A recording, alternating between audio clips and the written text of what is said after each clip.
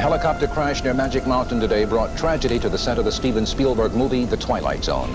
Actor Vic Morrow and 2 small children were killed when the chopper came down as they were shooting a war scene. The helicopter crashed just before 2:30 in the Indian Dunes Park as a Warner Brothers crew is about to wrap up filming for a story in the new Twilight Zone movie. The scene called for a nighttime bombing of a Vietnamese village in which actor Vic Morrow was supposed to pick up 2 Vietnamese children and run across the Santa Clara riverbed. Investigators say one of the blasts may have sheared off the helicopter's tail rudder, and the huge rotor blade hit Morrow and the kids, killing them instantly.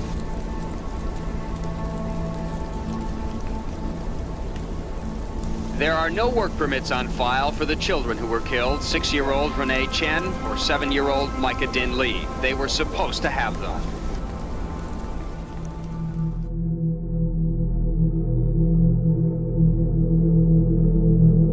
It was the 23rd of July, 1982. This footage shows the deaths of Vic Morrow, an American actor known for his television work, and 2 child actors, 7-year-old Micah Dinh Lee and 6-year-old Renee Shin-Yi Chen.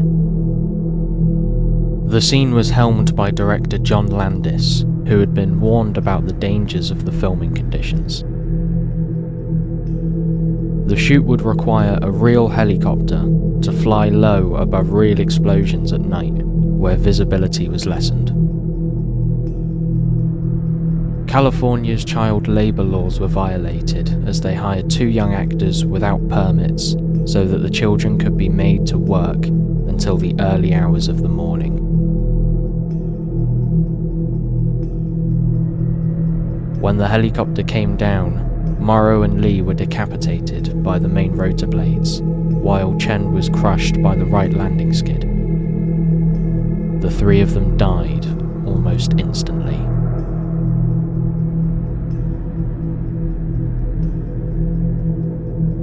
If anyone had ever thought that such a horrendous thing could happen, obviously we would have stopped. After the fatal accident, John Landis spoke at Vic Morrow's funeral. In the eulogy, Landis said, "Tragedy can strike in an instant, but film is immortal. Vic lives forever. Just before the last take, Vic took me aside to thank me for the opportunity to play this role." The eulogy read as clumsy and almost self-congratulatory.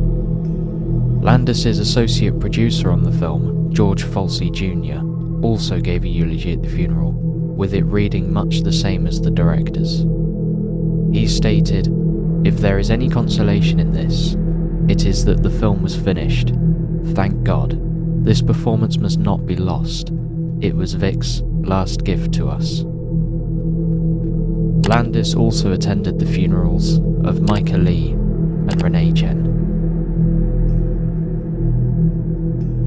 The trial got underway with 2 different accounts of how the tragedy occurred.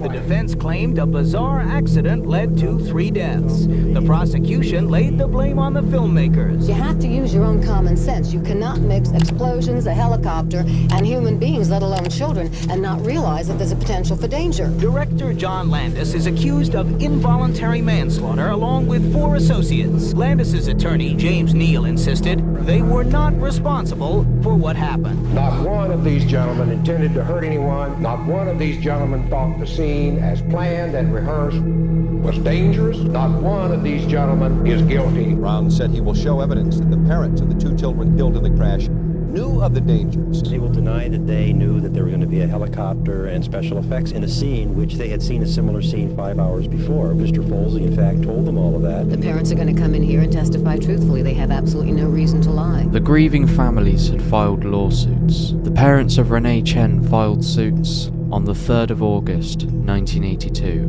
asking for $200 million in damages. Micah Lee's family filed their suit just a year later. In response to Chen's lawsuit, the law firm hired by Warner Bros. Made a cold and callous argument. The risk, if any risk there was was knowingly assumed by the decedent, Renee Shin-Yi Chen. Vic Morrow's daughters, Carrie Morrow and actress Jennifer Jason Leigh, filed suit in late 1982. They settled about a year later, but the terms have never been made public. Today, the defense again asked for a mistrial, and that request was again denied. Stuck to her story that Landis had joked about going to jail for using child actors in dangerous situations. He said, a slap on the wrist and a little fine, unless they find out about explosives, and then they'll put my butt in jail. The casting director testified that when her office told Landis the children's work in his movie sounded dangerous and was illegal at night, he reacted angrily. He was a little gruff, said, "The hell with you guys, we don't need you, we'll get them off the streets ourselves." In 1986, director John Landis, associate producer George Folsey Jr., helicopter pilot Dorsey Wingo, production manager Dan Allingham, and special effects supervisor Paul Stewart were tried for involuntary manslaughter. John Landis became the first Hollywood director to face criminal charges in connection with the making of a film.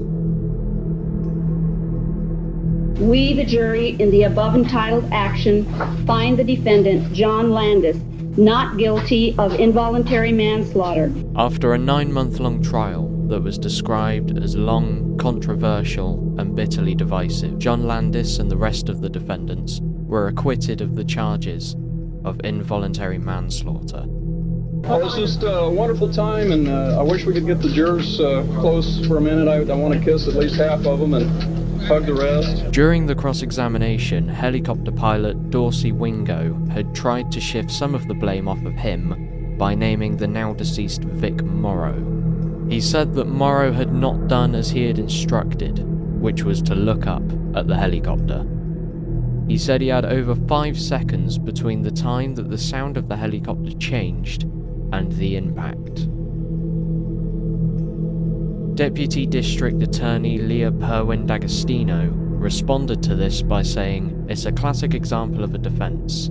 They're blaming the parents, they're blaming the fire safety officers, they're out here blaming everyone. Now they're blaming the dead man." Wingo later clarified that he was not attempting to place blame.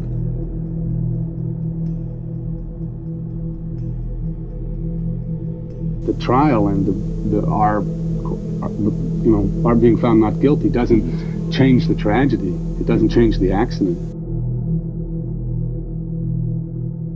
I've learned that the concept of an accident is terrifying to people, and there must be somebody's fault.